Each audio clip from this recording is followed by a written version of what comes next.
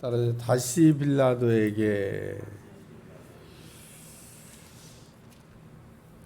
예수님이 다시 빌라도에게 왔습니다.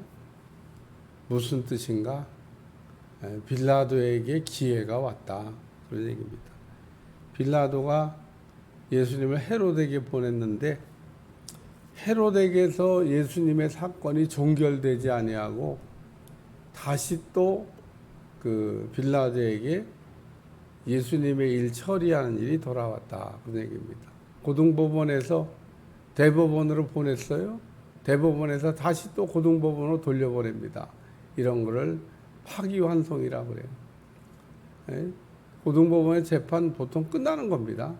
근데 억울하니까 다시 또 대법원에 보내는데 그거 다시 해야 되겠다. 그래서 재판이 고등법원으로 돌아와서 재판하는 경우가 종종 있는데 빌라도가 사실은 1차 재판을 끝냈습니다. 죄가 없다고 무죄 선고를 했어요.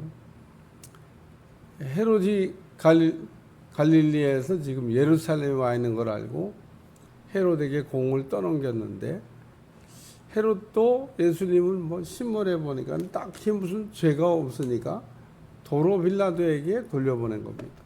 그래서 헤롯에게 갔던 예수님이 다시 빌라도에게 왔다. 그리고 오늘 본문의 내용에는 안 나오는데 마태복음, 요한복음, 여기 성경을 읽어보면 또 마가복음도 우리가 좀 봐야 되는데 보면 빌라도에게 그의 아내가 소식을 전하는 내용도 나옵니다. 내가 지난밤 꿈자리가 뒤숭숭합니다. 꿈을 꿨는데 재판 잘해야 되겠다고. 그래서 빌라도가 바른 판단을 할 수 있도록 부인이 전가를 전하는 내용이 나옵니다.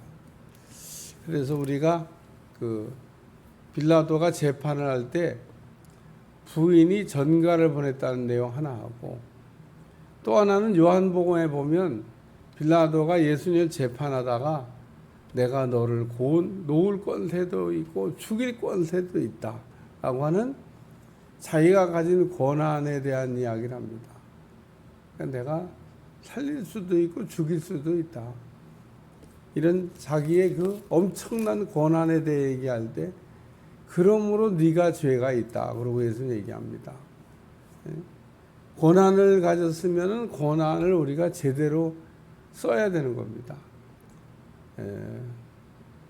우리가 권한을 가지고 권한을 잘못 쓰게 되면 직권남용이라는 말도 쓰고 직무유기라고 하는 말도 쓰는데 해야 될 일을 안 하는 거 직무유기, 할 수 있는데 안 한 거 권한을 넘어갖고 마음대로 한 거 직권남용. 오늘 빌라도는 그렇기 때문에 여러 가지 내용을 이게 종합해 보면 참 안타까운 재판을 했다. 그렇게 결론을 낼 수가 있습니다. 오늘 첫 번째 말씀은 23장 14절에 있는 말씀인데 14절에서 빌라도가 두 번째 선고하기를 이 사람에게서 죄를 찾지 못하였다. 그래서 오늘 23장 4절에 내가 보니 이 사람에게 죄가 없도다 이렇게 한번 선언하고 헤롯에게 갔다 왔는데 다시 지금 대제사장과 관리들과 백성들을 불러 모아놓고 그 사람들 앞에서 예수님이 죄가 없음을 이렇게 선언합니다. 이 사람은 죄가 없다. 왜 죄가 없냐? 내가 다뤄보니까 죄가 없는데 헤롯도 지금 재판했는데 헤롯도 죄를 이렇게 없다고 지금 얘기를 한다. 결론 그러니까 예수님은 무죄다. 나 혼자만 이렇게 독단적으로 판단해서 예수님 죄가 없다 그러면 내가 실수할 수 있는데 헤롯에게 재판을 해봤더니 헤롯도 역시 죄를 찾지 못했다. 고로 예수님은 죄가 없다. 그러므로 때려서 놓겠노라. 그래서 베드로가 빌라도가 이렇게 예수님의 죄가 없음을 두 번째 선언합니다. 두 번째. 두 번이나 예수님이 죄가 없다고 그래요. 죄가 없는 걸 알았으면 예수님 풀어줘야지. 그러니까 이 빌라도의 재판에 뭐가 문제냐?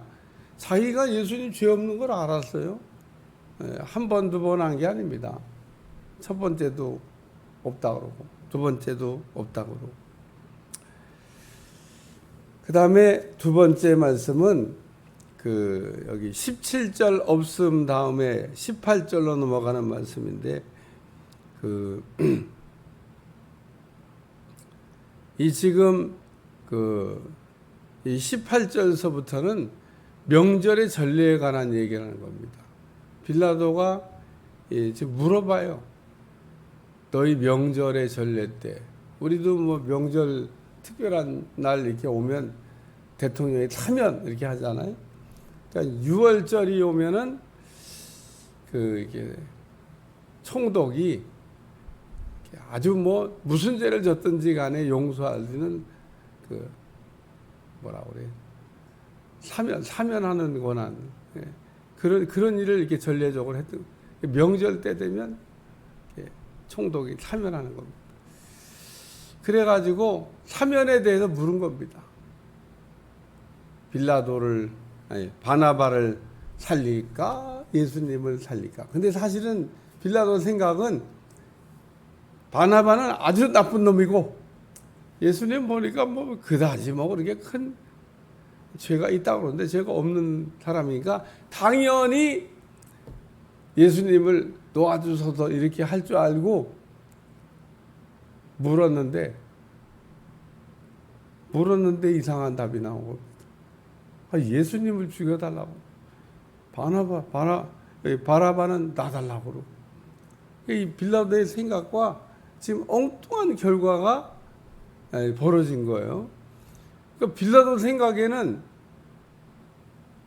바라바를 나쁜 놈이니까 죽이고 예수님은 놓아주고 이렇게 할 줄로 생각했는데 이런 걸 뭐라고 하냐? 잔머리 굴리는 겁니다. 참 우리가 지혜가 필요할 때 잔머리 굴리면 안 되는데 그냥 6월절 사면하는 전례를 따라서 그냥 예수님을 사면하면 되고 묻기는 뭘 물어봐요.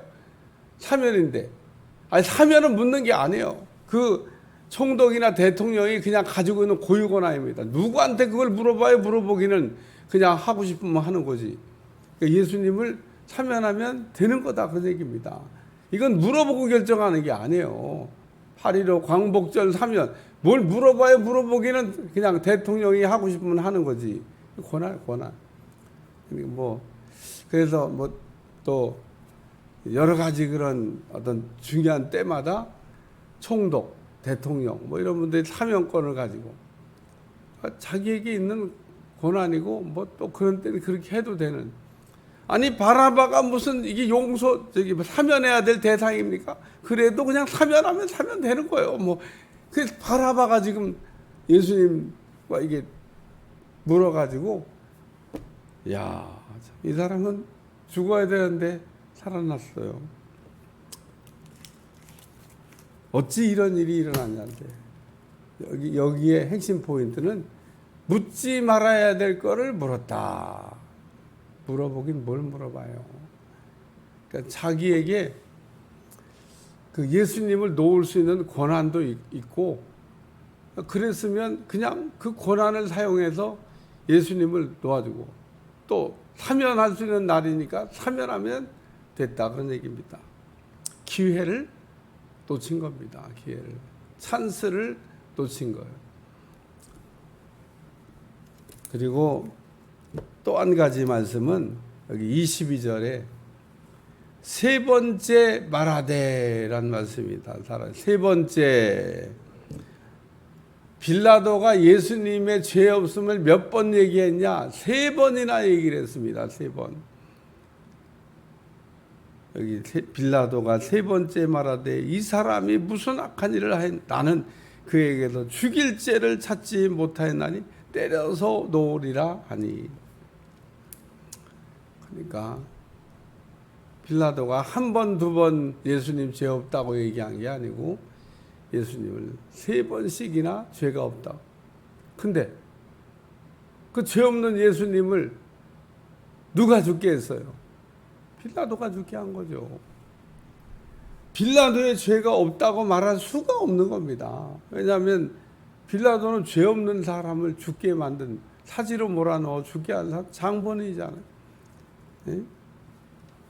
가룟 유다가 나쁜 짓 해서 예수님 돌아가신 게 아니고 빌라도가 참 이게 재판하는 과정에서 우리가 사도신경을 고백할 때마다 그 빌라도는 나쁜 놈이다. 그리고 아주 지옥 가서도 귀가 따가울 거예요. 뭐 예? 신앙 고백을 할 때마다 빌라도는 나쁜 놈입니다. 그리고 고백을 하니까. 그래서 이 빌라도라고 하는 이 총독이 예수님을 재판한 과정을 우리가 살펴보면서 얻는 마지막 결론은 뭐냐면, 자기에게는 빌라도는 예수님을 놓을 수 있는 권세를 가지고 있었는데 그 권한을 제대로 쓰지를 못했다. 기회가 여러 번 있었는데 그 여러 번의 기회를 다 놓쳤다.